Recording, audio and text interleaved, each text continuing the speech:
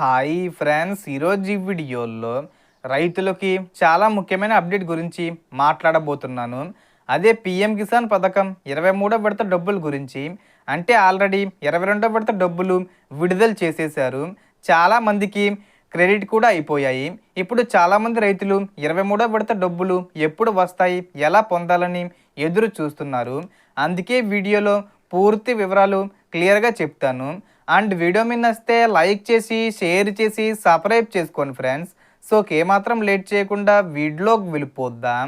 So PM Kisan 23వ విడత డబ్బులు రావాలంటే ముఖ్యంగా చేయాల్సిన 3 పనులు ఉన్నాయి.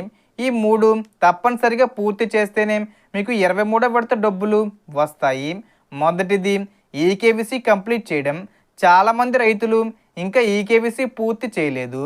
ఈకేవీసీ చేయకపోతే మీ అకౌంట్కు డబ్బులు రాకపోవచ్చు. మీరు మీ దగ్గరలో ఉన్న సిఎస్సి సెంటర్కి వెళ్ళి లేదా పిఎం కిసాన్ వెబ్సైట్ ద్వారా ఓటీపీ లేదా బయోమెట్రిక్ ద్వారా ఈకేవీసీ పూర్తి చేయండి. రెండోది బ్యాంక్ అకౌంట్కు ఆధార్ లింక్ చేయడం. మీ బ్యాంక్ అకౌంటు ఆధార్తో లింక్ అయి ఉండాలి. ఎందుకంటే డబ్బులు డైరెక్ట్ బెనిఫిట్ ట్రాన్స్ఫర్ ద్వారా వస్తాయి. ఆధార్ లింకు లేకపోతే డబ్బులు నిలిచిపోవచ్చు.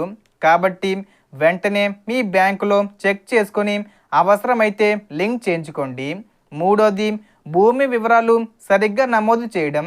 మీ భూమి రికార్డులు పిఎం కిసాన్ పోర్టల్లో సరిగ్గా ఉండాలి. చాలామంది దగ్గర ఇది పెండింగ్లో ఉంటుంది. మీ పేరు మీద ఉన్న భూమి వివరాలు అప్డేట్ చేసి వెరిఫై చేయించుకోవాలి.